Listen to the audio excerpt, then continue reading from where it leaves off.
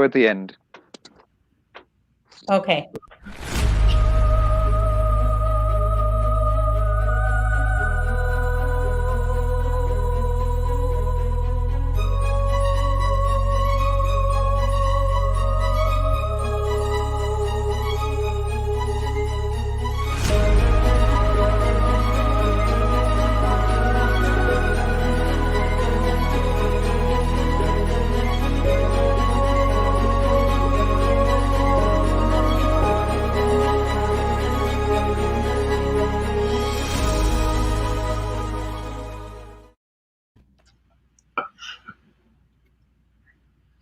Hey, everybody. This is Hello. truly Hi. exciting. We, we have such a wonderful group of wonderful people with us today. So, welcome to the South African International Ballet Competition's next insider conversation, going behind the scenes with some amazing people. So, let's quickly say hi to our four guests today. The first is Charmaine Hunter. Hi, Charmaine. Welcome. Hi. Welcome. It's so good to be here. Thank you very much. We have Tanya Howard, South African, living and dancing in Toronto with the National Ballet of Canada. Hi, Tanya. Hi, thanks for having me. Then we have Antoine Lemoyle, whom I've only seen dance in the Ballet Gala for the International Ballet Competition on the 18th of July in Hi. the world premiere of a beautiful piece of choreography. Hi, Antoine. Hello, nice to meet you.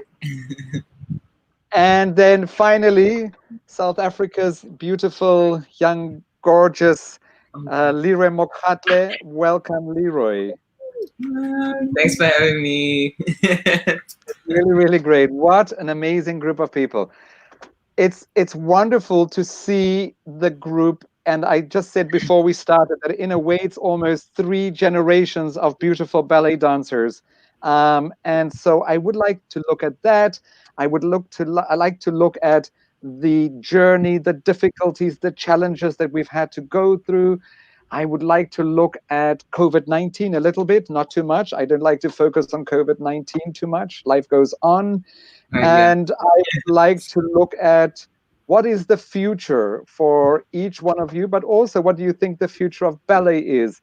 So let's start with Charmaine. Charmaine, tell us more about you. Tell us about Dance Theatre of Harlem. Tell us about Orlando Ballet. What an amazing journey to be where you are today.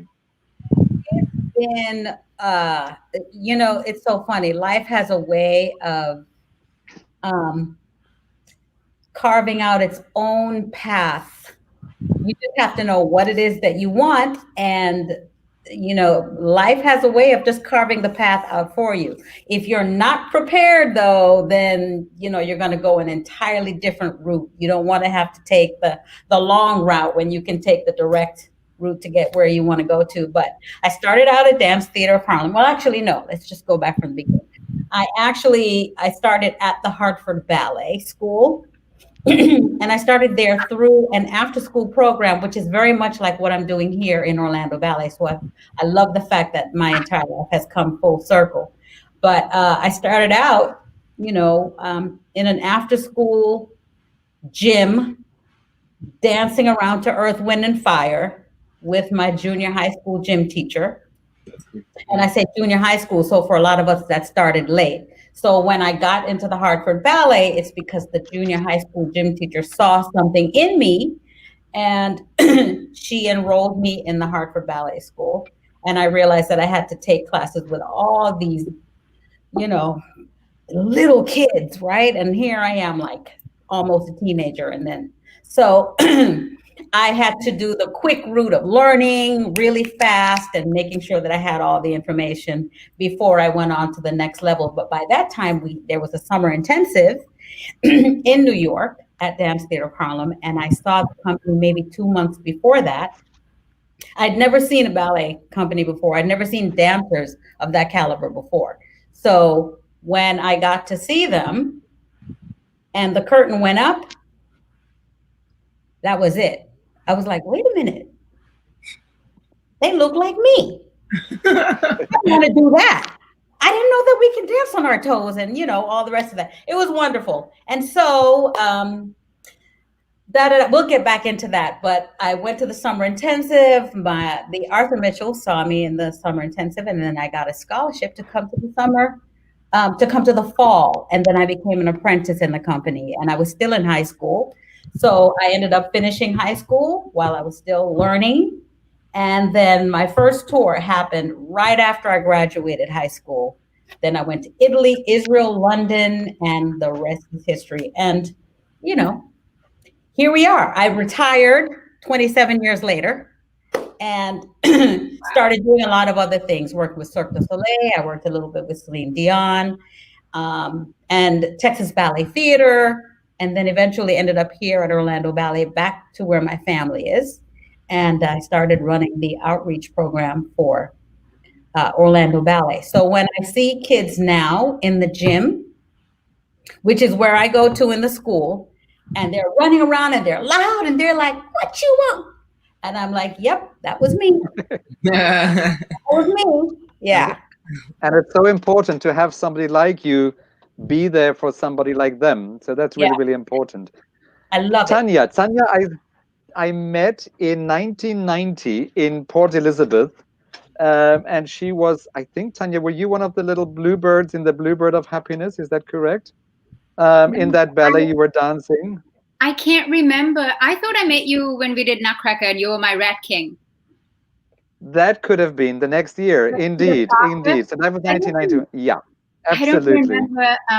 But so similar to what Charmaine is saying, I lived in a very small town, industrial driven. So there was no real outlet. Right. Like, we had to drive to the next city to watch any kind of theater. And it was just one, like either it was an opera or it was a musical or it was ballet. There wasn't like seasons, but the Cape Town City Ballet which they were called KPAB back then, they would run this program and they would send soloists and principals from their company and come down to the small town, actually the neighboring city, and they would run an entire show. And it was so real. It was from a very young age, I had that real experience of putting on a show, costumes, and very similar to what you were saying, Charmaine, like when the bug hits, it's instantaneous. Yeah. There's no question. Yeah. There's no question. Good. Excellent. Before we do the next thing, let's watch a little bit of something, then we'll talk some more. Quickly, thanks, Logan.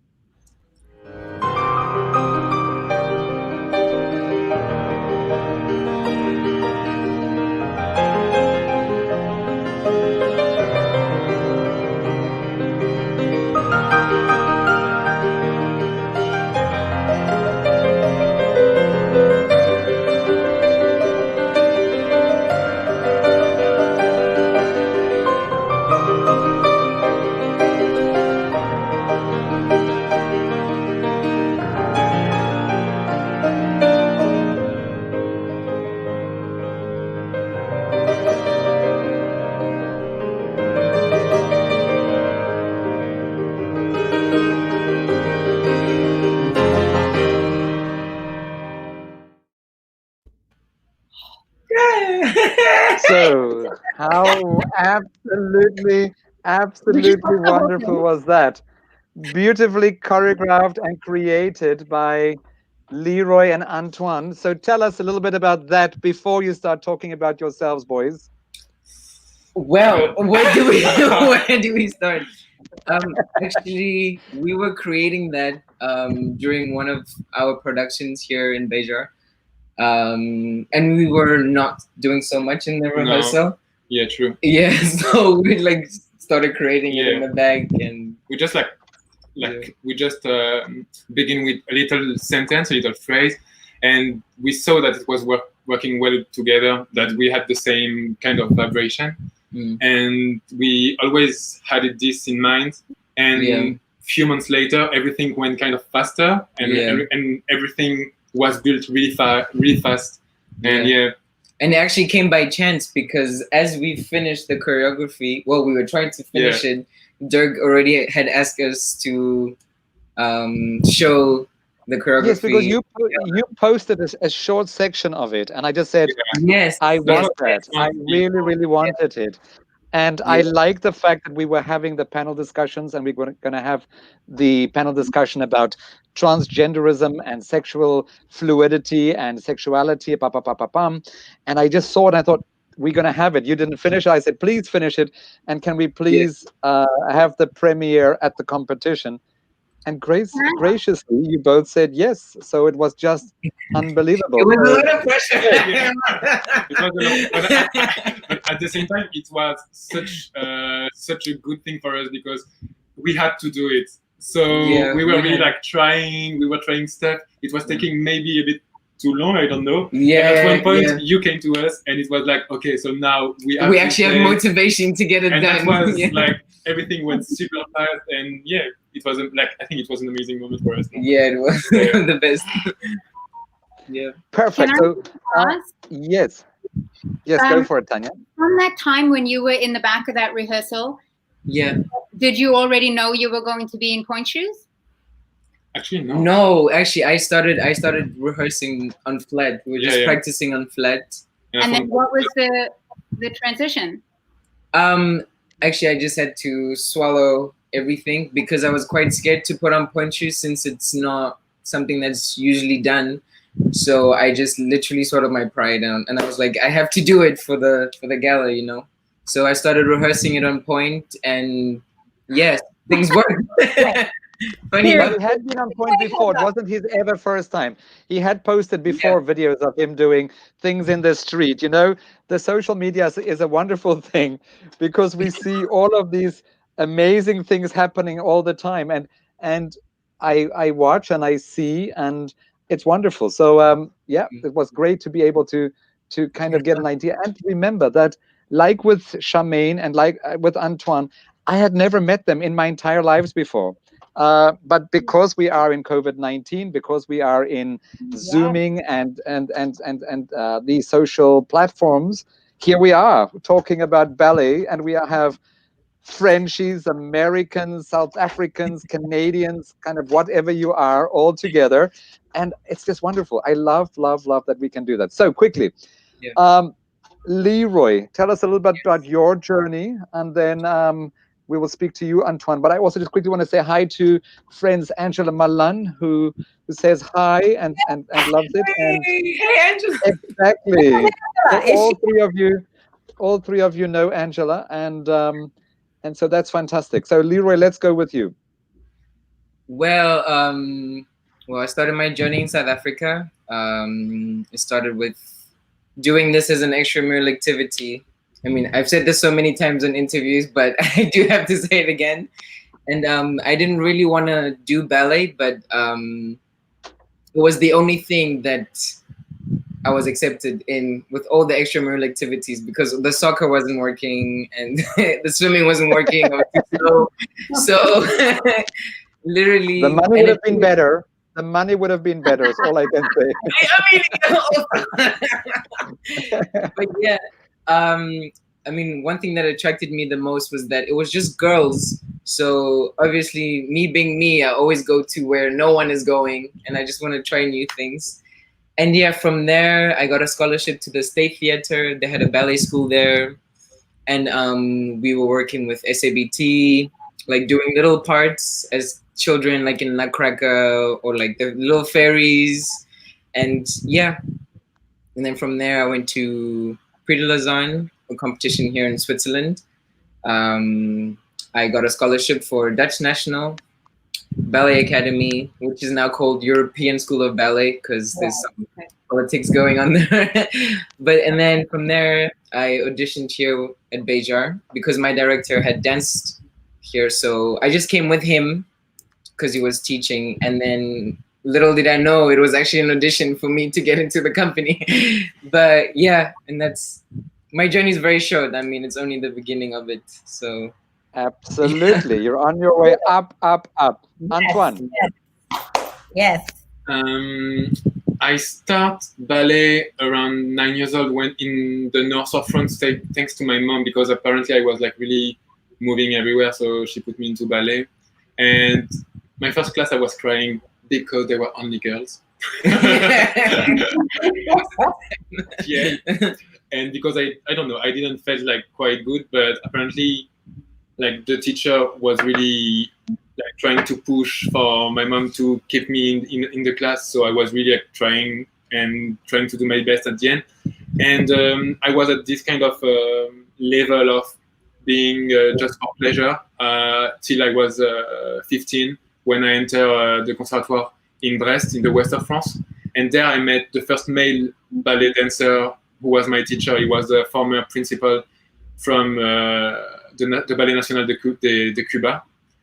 And yeah, at this point, for me, it was the revelation, seeing this guy with this age being a male dancer. And he told me, okay, you have everything to do this job. And he was supposed to leave a year after. So he told me, if I have to leave, you have to leave, because if I'm not here, you're not going to make it. So he helped me to enter into the Conservatoire of Paris. And after I entered in Lyon, and after I went also in the Dutch National Ballet, who's called now European Ballet School. We were actually in the same school at one point. Same year. Yeah. I was before Leroy entered. And yeah, I was in Amsterdam 1 year. And I think, yeah, it was kind of the crucial moment for me to get a job, to get an audition. I did a lot of audition. And for me, the goal was Béjar, because, yeah, I'm French, and Maurice Béjar is a lot for us in our culture. Yeah. And that was the aim, like the principal aim. And yes, like they told me yes, so everything was amazing. And yeah, that's my journey. I kind of stepped a lot. I knew a lot of teachers, and for me, that's what gave me like everything I know. It's I've been able to meet that much people before having my first job, and now, yeah, I'm here. The monsters. Okay, I'm gonna before we continue, Lauga, we're going to play the short section of Charmaine teaching. But before we go there, I want something to be talked about, and that is being a Black dancer anywhere in the world, and the journey, and what we spoke about, 3 different generations. Is it becoming easier, or is it not? Are people more accepting? What needs to be done to have an earlier realization of what Charmaine spoke of when the curtain went open and she said, "Oh, but they look like me." So let's watch Charmaine teach, and then let's have a talk around that, please. Thanks, Lauga.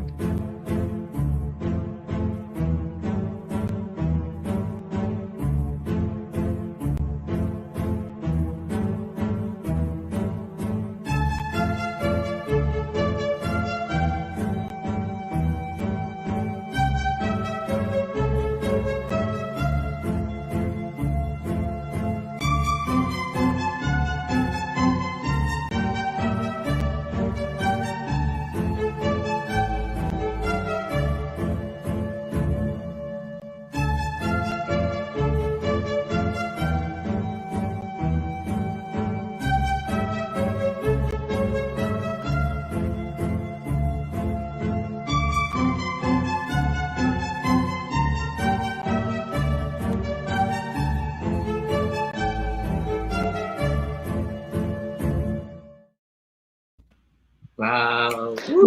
So before, excellent.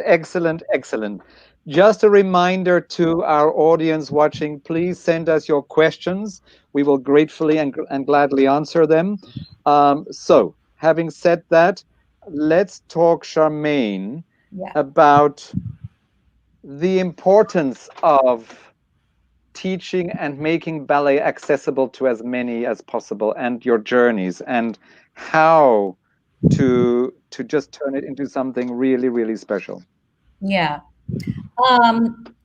You know, it's as I said earlier, it's so funny how I ended up coming right back to where I started.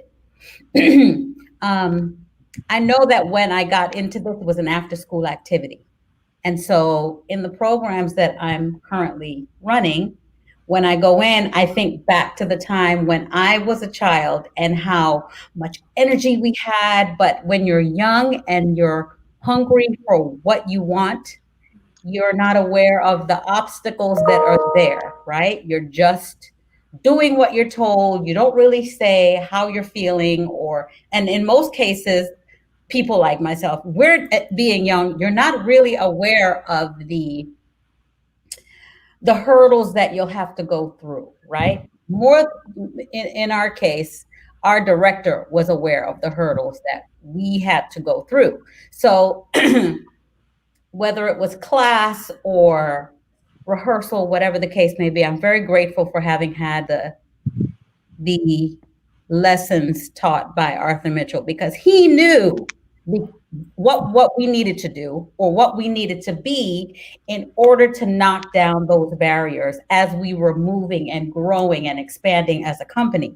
So when I saw the company, I didn't realize that there were we're really talking about the institutional racism and the different things when you're just talking about ballet, how that is viewed as being a particular structure, a particular look.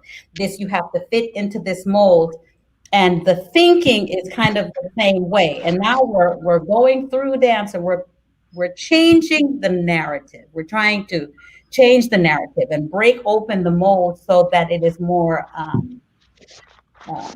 inviting, or that you make it a little bit more where people, when they're coming to watch the performance, that they can see themselves or they can enjoy the performance, whatever the message is. As the artist, as the director, as the choreographer, you have to make it so that it's palpable, so that that audience can taste and feel and see and understand what it is that you're doing. And I think we were so ahead of our time. Right now, you see dancers are buying brown tights. Finally, oh my God, you can go to the store and get brown tights. They're brown point shoes.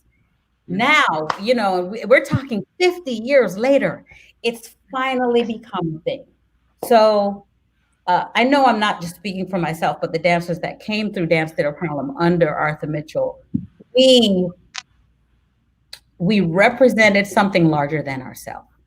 Arthur Mitchell would say that every single day. And when you're young, you don't really understand what that is.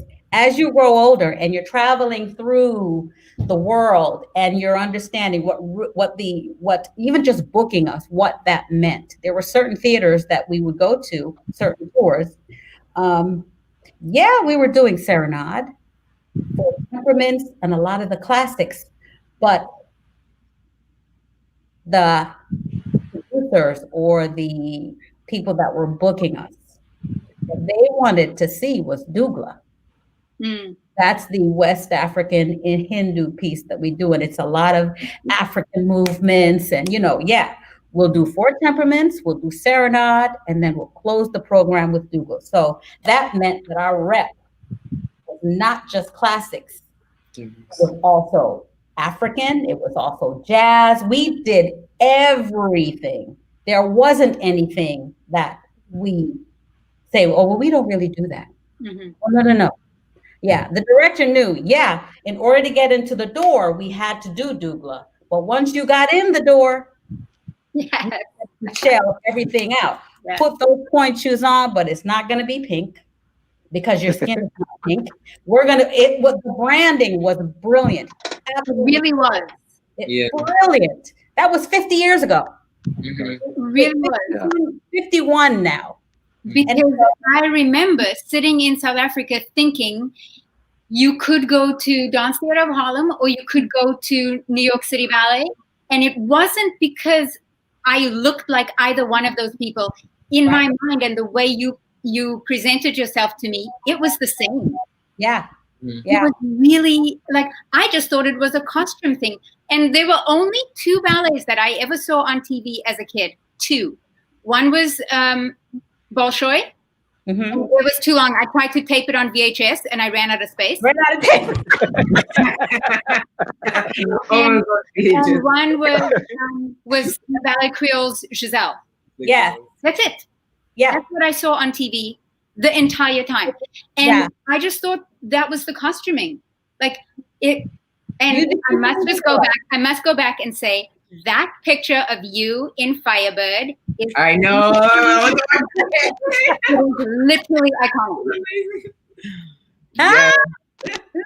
I think that's why I have a bad back right now too. But that's a whole other. It was worth it. I'm telling you, it was. In South Africa, in my little town. Which is very important. It's something so important. It's the role models that we lack as Black dancers around the world. When we had Michaela de Prince come and perform in South Africa, we have Claudia Monya and a few other dancers nowadays. I've always had the argument that if the arms are brown or whatever color you call it, the legs have to match. How can that be one color and the legs be in pink tights and pink shoes? Yeah. I've never understood that. And many years ago, I started development programs in South Africa, and I would sometimes bring guest teachers. And I remember Shadazian Zarem come from San Francisco Ballet at that stage. And he walked into the studio, and after 5 years of already having worked with these kids, in walked this beautiful Black man with muscles and a beautiful technique. And the kids just went like, we get it, we want it. And I was like, hang on, I've been working with you for 5 years. And it was just incredible to see the value of sameness, of being able to identify. And that's why you all have such an important role to play. And I include you into this, Antoine, because the queer pas de deux was something that speaks so broadly and so widely. So it's a mixture of who and where do we fit in when we are Black dancers, when we are gay dancers, when we are whoever we are. People need to be able to walk into the theater and they need to be able to say, relate to what's happening. I identify exactly. So even what it is that you on stage. Yeah. Exactly. Yes. I think that pas de deux is so timely. I'm glad that you put it up. I'm so glad that you put it up. Why? And I'm telling you, I know you don't want to really talk about COVID right now, but this brought so many things to the top. Because what are we doing? We are in our homes. We are plastered at the computer. Some of us, like me, ended up getting a big screen because if I have to in front of the screen, I need to see everything. So we are there. We're listening to the news. We're watching. We're looking at Facebook, Twitter, Instagram. We're looking at what's coming up, and you thirst for more information. So with all, Black Lives Matter more now than anything because the murders are being recorded. And since everybody is at home watching, we can see it. But because of that, it's opened up a whole other can of worms that's been there. And we're facing these issues. And now the generation that is taking the lead is the younger generation. Because we've taken it as far as it can go. But now the next generation has to take that torch and make it so that it's not a thing anymore. It shouldn't be, well, why is he dancing on point? What, he has on point shoes and he's fabulous. You're just, what you and he is fabulous, isn't he? Oh my God. I was secretly hating you right now, okay? It's a lot of work. Okay, what more does a woman have to do? What more? You raised the bar. That's not to say Trocadero didn't, break the mold. They did. Yeah. But now, if it can, they did it in a more comical way of doing it. Right. But there's no need to make it comical. Yeah, exactly. You can tackle it. Ballet is a language, and it can be spoken by any person. And I just loved what I had seen when I was watching it. It was just two beautiful guys doing a story that just read so beautifully. And when we broadcast it on the 18th of July, it was even more poignant and perfect because it was part of Mandela Day in South Africa. And Mandela loved ballet. One of his heroes was Margot Fontein. He always admired her commitment and passion. Yeah. And he fought on so many levels. And I just thought, these two beautiful people are doing something beautiful, and it was just absolutely, absolutely gorgeous. Yeah. Any thoughts around this that you would like to add? Because then after that, Lauge, I would like for us to watch a little bit of the section of Tanya dancing.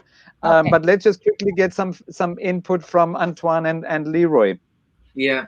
Well, I mean, right now, what can I say? It's not a clear path, to be honest. If I had chosen to like go as a classical male dancer, which I don't fit physically, I don't fit, and I'll never get the roles.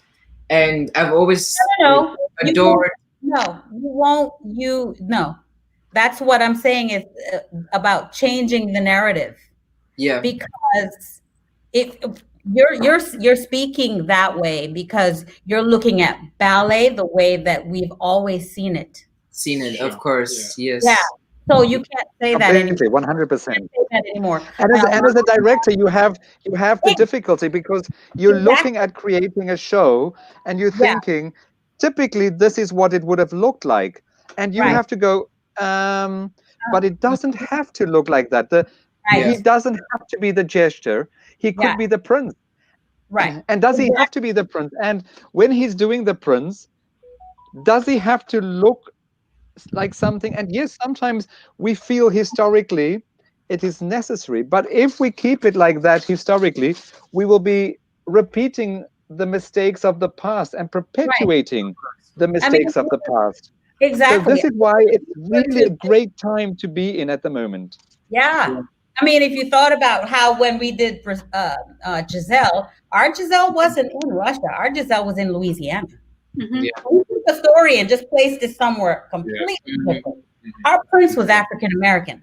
Mm. Our Giselle was African American. The entire Willies, the whole line of 36 Willies, Mm. every single Willie was African American. Have you Yeah. ever seen anything like that before? No. So we already started that. So you can't say that you won't get the role. Now, if directors, because directors are having to go through that very same change and open providers and see art for what it is. I Yeah. happen to be very, very fortunate being here at Orlando Ballet. And our director's young. His name is Robert Hill. He was with American Ballet Theater for many years and had oh my God, his career is just Beautiful amazing. career. But yeah, Absolutely. he is so out of the box. So out of the box. So, I mean, it's just, he's probably somebody you could talk to. Like, okay, how do you see, what do you think for the future? He's just real forward thinking like that. You know Yeah. what, Leroy? I'm wondering if what you said is just a reflex, It is. because I don't think the same person who can make that pas de deux can actually say that sentence. I'm But thinking, I'm I'm thinking actually- the same. Well, But apparently you can. So, I'm no, actually so what saying- I'm thinking is that pas de deux was so natural for you. It it was That's what just we you. wanted to, I think that's Yeah. what at the end we really wanted to do. It's not to go against anything, not to try to defend anything, not to try to show anything. We just wanted to do something simple and just to offer it like it is and to show that's what it should be now and that's what we are now, and there is nothing else than what you are seeing. What you watch, it's what it is. Like you don't have to try to. If you don't like it, I mean, it's just that you don't have the good way of looking at it. It's just like it was just like something that we offered like that, and we were not trying to defend or just like to show or to fight against something. It was just you don't have to defend it. something higher than this. Yeah. You don't need to defend it. It is what it is. Yeah. You see, I think two things. There are two things. I think one thing is we don't give our audiences enough credit for the journey that they have been on already. Of course, there are some of them that need to still catch up, of course. But if we don't give them something to catch up, they're just going to stay complacent. It's the one thing. The other thing that I really, really think is important with directors, and it's not making excuses at all, is when a young child sometimes comes out to their family saying, I'm gay or I'm transgendered or I'm whatever. we expect the parents to just immediately get it. And we sometimes have to give the parents a little bit of time to just also catch up and to accept and to, so the same needs to happen. However, like Charmaine has said, 50 years of Dance Theater of Harlem has given us quite about a number of years to catch up. So, from that perspective, we have to wake up and we have to be pushed sometimes. And I think that is really, really important. But I think it's also necessary that as a body of dancers, you have the ability and the understanding that you can push as well, that you are not what dancers were 60 years ago, quiet puppets that were purely the instruments of the choreographer or director. No, we live in a time where dancers are vocal, young people, older people that are now saying, no, let's not just make the same mistakes. Yes, if you do Swan Lake, you do Swan Lake and you do it well, and you change as it needs to stay relevant. It needs to be of now as well. So that's very, very important. We're not the way we were 50 years ago. Productions are not the way they were 50 years ago. Now they're doing light shows, and it's all evolution. It's going to change. We have to go with it. Exactly. Otherwise, we will become irrelevant. Can I just say something? Leroy? Just like being here in Beijing, I think has allowed us to be able to create something like that, because he really pushed the boundaries here, and like he was the first one. I think I think here in Beijing, the skin color issue was never really important. I mean, here Beijing always has black dancers and doing big roles. It was never something. I think it was like way higher than way this. Ahead. He was absolutely not thinking about. He was way ahead. He was way ahead. I think it was never an issue. It was something like can't happen here. Yeah. He was just looking at the human being, and that's all. And what was the capacity and what the dancer in front of him was able to say, was able to do. Exactly. And nothing else. I mean, that's what I feel, because we didn't meet him, we didn't dance with him. But while I was reading and all the videos you can see from the 60s, from the beginning, he had black dancers and Japanese dancers and all of them, everybody. And still now we have like, I think every color. We do have literally all people from all around the world, all different color races. It's amazing. But what is quite interesting is, I don't know if you guys can see the little logo that we have of the South African International Ballet Competition is an actual rock painting artwork that was done thousands years ago in South Africa, taken off a rock. And if you look at it, it could be a ballet dancer, either in arabesque or a la seconde or something. In the shape of whoever you want it to be. Yes. And for me, that is what is so beautiful, is that you need to be able to express yourself in whatever way. And Lauge, let's go to Tanya and her dance, and then we'll come back to the conversation.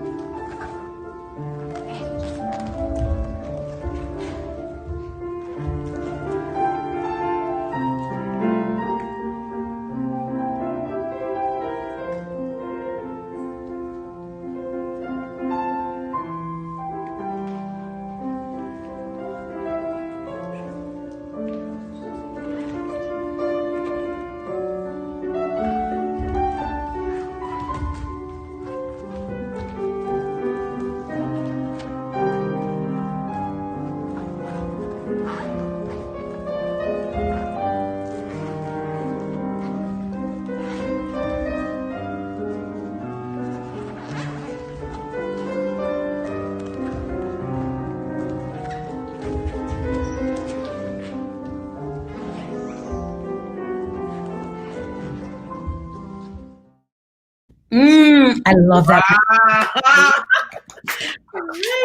Tanya. Like, I wish I could be modest, but I was loving. You look like you love it. Oh my god.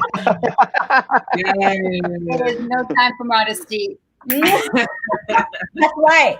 That's right. Yeah.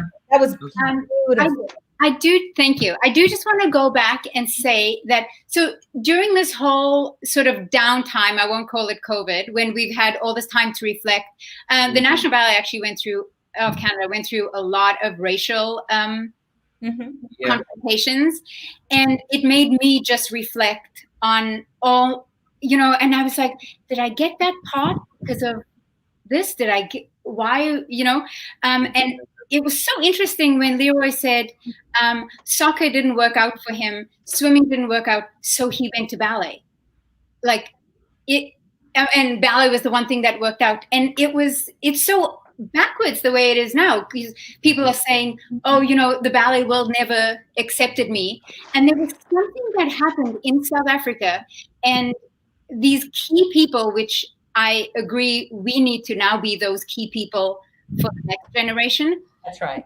Key people who, for lack of being politically correct, were just whites, and they saw something, and they wanted to celebrate the art or the production, and it was like I got roles. Leroy was like, okay, yeah, soccer's not going to work out, come to ballet. There's something, and I was trying to go through it in my mind, and I can't, for all its issues and struggles and obstacles, there was something in the arts in South Africa that's where I felt I was accepted. Yeah. That's where I felt I was the most comforted, which is now such a weird mind flip where people are trying to, pardon my clumsy language, but where people are feeling segregated by ballet or not chosen or, held back for some reason. And then there's Leroy and I, years apart, and we have this thing where we're like, actually ballet was my thing. Yes, it actually worked out for us, Well, such an interesting thing that this elitist art form was so accessible to us in some way, like it makes us think, did we choose ballet? Or did ballet choose us? You are not going to bring that to me today. That's my question. Yeah, the question. So what do you think? Did it choose you, or did you choose it? I want Leroy to go first, because I think there is a 30-year-old. There is a different 30 years will make this all different. Well, I think honestly, I chose it because I knew the person who I was on the inside. So that was the one thing that matched, that I matched with. I am quite an emotional person. Sometimes I'm like, I cannot deal, and sometimes I'm very loving. So I mean, those kind of emotions, I can use them in dance. So I feel like I chose it in a way for me. It sounds so cliche to say it, but to literally express yourself while you're dancing, and literally I could be going through a problem with the bank, and I'm just like, okay, I'm just gonna dance it off, and I'll feel so much better. And I'll deal with it later. And it's, I don't know, it's in some way, it's like a meditation for my soul that I actually needed, and actually not so much a meditation. I would say a drug. And literally, we need. It is. Yeah. Yeah, that's about it. Yeah. What about you, Tanya? I think it chose me because it needed to encourage me to be confident. I was not, from just these couple of minutes of meeting you, I was not that kind of child that you were, that recognized something inside and knew that was whether you knew what you wanted to do, you knew what you didn't want. And I felt, government sanctioned apartheid is next level stuff, where it's not just one teacher saying you can't, it's the government saying you can't. And I wasn't very, very outwardly driven as a child. And I feel like ballet was slowly getting me to come and to have an opinion and to feel and to express and to be. But later in my life, I have struggled with also trying to be something else. I have this thing that I always struggle with. Is ballet who I am, or is it what I do? You know, because I do want to be so many other things. I want to be kind, and I want to be a good mom, and I want to be that trailblazer that we're talking about for someone else. And the ego around ballet is massive. And for these other things, you need the very opposite. You need to just leave your ego out of it and be 100% for someone else. Like with Charmaine, when you walk into that studio, you cannot be projecting that Firebird picture. You know, that's not what it's about in that moment. It's about finding that person in the room and nourishing them. And that's hard, and that's human to have an ego. Hi, Alexander. Hey. We're being photobombed. I'm sorry. Yeah. But that's what we're going to need, those to be able to say, this is what I did and this is what I do, and now I want to trailblaze in a positive way that is genuinely about you and not me. Mm-hmm. And it's completely true. Yeah. Sorry. I think for me, in the beginning, originally I would say that ballet chose me. It wasn't until my later years that I realized that I chose it.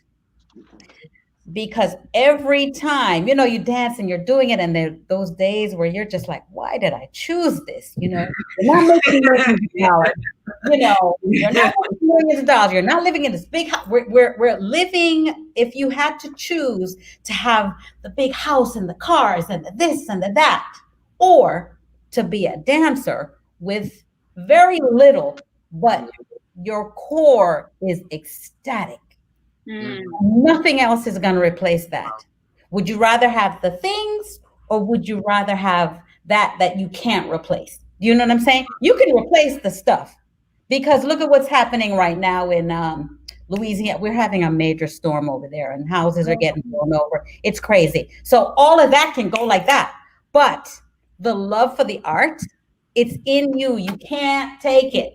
They say education is something you can't take from a person. Once you're learning it, it's yours. Yeah. It's the same thing with this art form. So you get into it, and the next thing you know, it's like a drug, just like you said, Antoine. It's like you just can't have it. I have tried to do other things.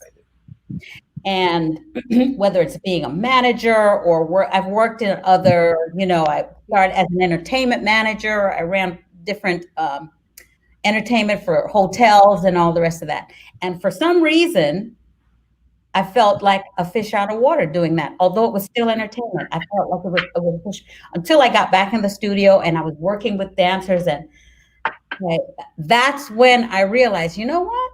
You actually were the one that chose this art form. So there is no need to run and do something else because you're going to come back to it. It's like, I don't want to call it a love-hate relationship. You know what I mean? Oh, I hate you. Oh, I love you. Oh, I hate you. Oh, But that's what makes it so interesting, because it's not, you can never quite have it. So we're always evolving. We're always changing. We're always growing. There's always so much more when you're building a young dancer to be an artist. There's always so much further. They can go so much further. Sometimes you think, well, what more can I say? What more can I say to this person to get them to where they need to be? And at some point, they will get to that realization where they say, I know what I'm doing. I got this.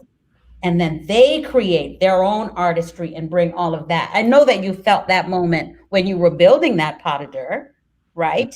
When it started to flow. Yeah. It started to flow. And then when you had the deadline, suddenly there was a purpose. Yeah. True.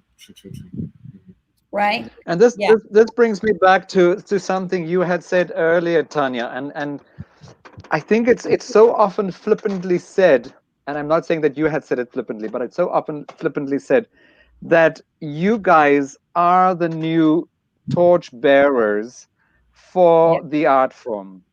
And that is so important. And with that, I don't mean a particular race, I don't mean a particular gender, I don't mean a particular sexuality. I just mean it's the new forward thinking people. It's the Absolutely. people that are of now. It's you, Charmaine, creating the dancers, you, Tanya, that's still dancing, and at some stage having to think, where am I going next? It's you Mhm. people, Antoine and Leroy, creating and still performing. That has to speak. But it's something that is very important. And again, I think you mentioned this earlier as well, Charmaine, is the fact that we have to keep up with what is happening in the world. Yes, we can do Swan Lake, and yes, it will be successful for 18 shows sold out, but it's only reaching those 18 times 3 or 2 or however many people sit in the theater, 1,000 people. What can we do to start getting closer to reaching the 7.7 billion people that live Yeah. in the world? That Yeah. makes it relevant, that keeps on, we're only getting this much funding because we only have so many people coming to see us. We Yeah. only have so many people saying we want that.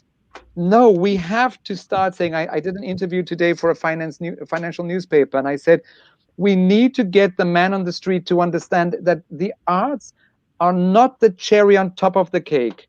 It's the flour that keeps the cake together. Mm-hmm. Without the arts, you won't have clothes to wear, you won't have a cell phone to speak on, you won't have a hat to wear, you won't have the laptop or any of these things that you are working on. All of those things are based in the arts. And yet we are thought of, if we have to cut funding, what do we cut first? The arts funding.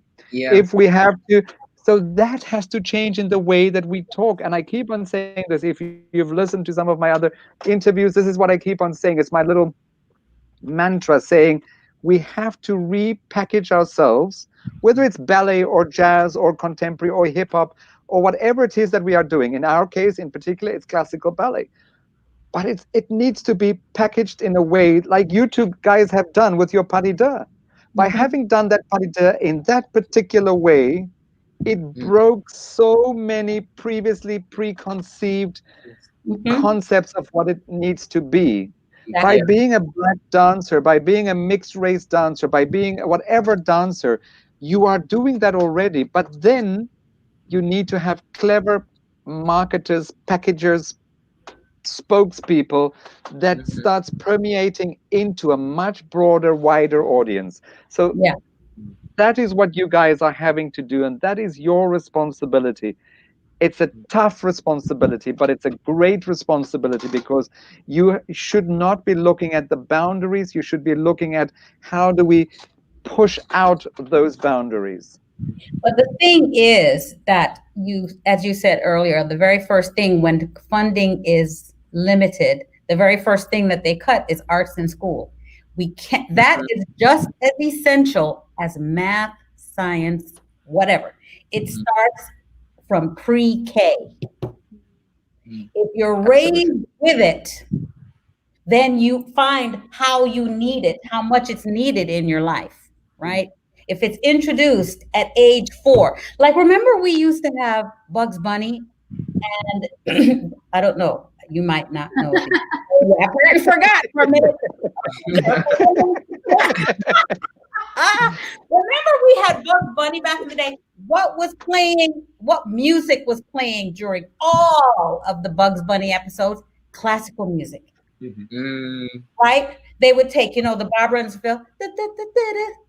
Mhm. Okay, Bugs Bunny was on Elmer Fudd's head doing the massage. Mhm. I mean, the just the Absolutely. subliminal message with the music, it just Mhm. worked. That was age 4. We were seeing that at age 4, and then you had Sesame Street and Yeah. Boom and Electric Company and all those kiddie shows. Not Barney. I mean, Barney came in later, but That was every day. The kids knew what channel they were going to come home to. And so what was his name? Mr. Rogers' Neighborhood. His whole thing was virtual. But we learned, you know. I just think that if we implement all of those courses and classes and make it mandatory, it's not an option to cut. Absolutely. We Receiving shouldn't allow it to be cut, and we should be much, much stronger. The arts fractures so quickly and so easily because we are always fighting for the same funding instead of saying no. And I keep on saying we should be saying, can we have a smaller slice of the pizza? Can we have a larger pizza? Or can we rather have a second pizza instead of saying, take my pizza? No. Get more pizza. Yeah. Let's share the pizza more and let's do more with the pizza. So that is what needs to happen. Yeah, in everyday life. So when we see, the next generation that's coming up at age 5, in 15 years, a pas de deux with a male on point being lifted and all of that, it's not that deep. Mm-hmm. So they won't, dancers that are coming up are saying, I won't get that role. What role do you want? It's yours. Really, the director should have challenges picking whether he wants a male or a female in that role. Wow. That's where we need to get to. Mm-hmm. Who is the best dancer? Who's really saying something? Right? Yeah. Mm-hmm. That's where we need to be. And it can't get there unless we start the kids from their children. All the way through high school and college. It's got to be mandatory in the course, just like math, just like reading, like everything else. That should be a part of the curriculum. Indeed. Yeah. Good. We are coming towards the end of our 1 hour conversation, which has been absolutely bloody marvelous. I really, really enjoyed it. I really, really enjoyed catching up with all three of you. So, Tanya, your final words of wisdom and your thoughts, and also, what do you think? I know we're getting towards the end. I'm hoping. Of the COVID-19, but what are your thoughts? I said I want to just touch on it. I don't want our lives to be completely overrun by it, but let's just touch on it quickly, Tanya.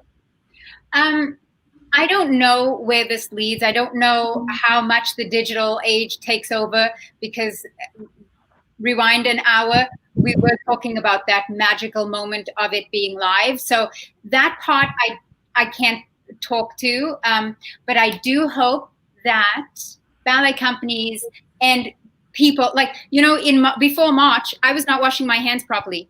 I have now changed. Right. Things like this. Mm-hmm. So ballet companies cannot go back to how we were.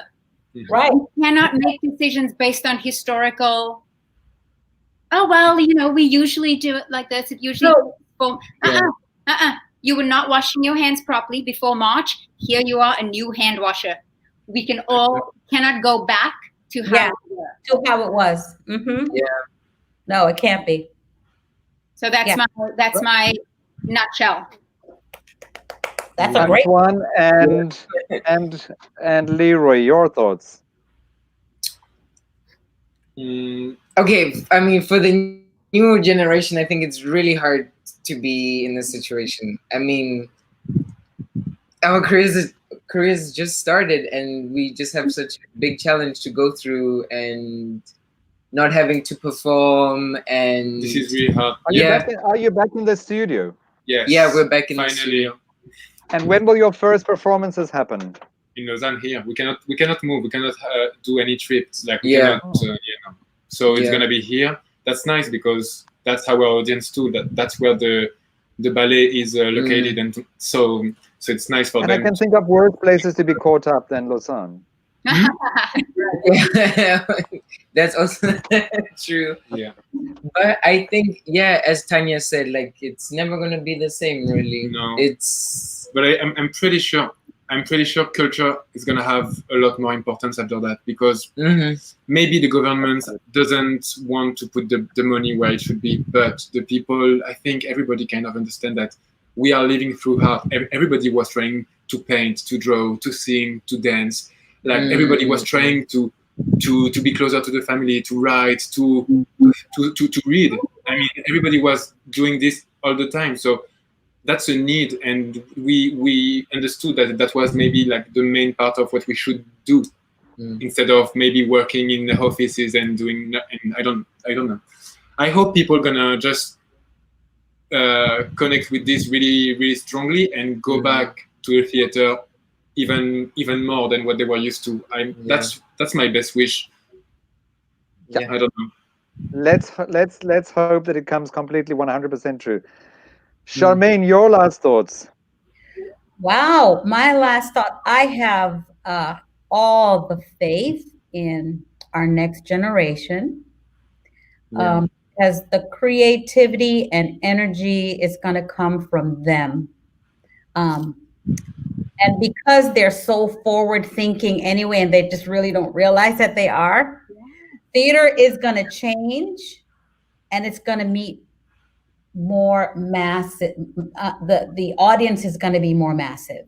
And I think it's dance and technology that's going to work together to make that happen. I just know that. But how? That's the question. But they're just like we're coming up with a vaccine, or the doctors are coming up with a vaccine. We're going to come up with a solution for theater and dance and all of these things that were always considered extracurricular. It's now going to be mainstream. Yeah, absolutely. I just know it. We can't give up, though. Yeah, Never give up.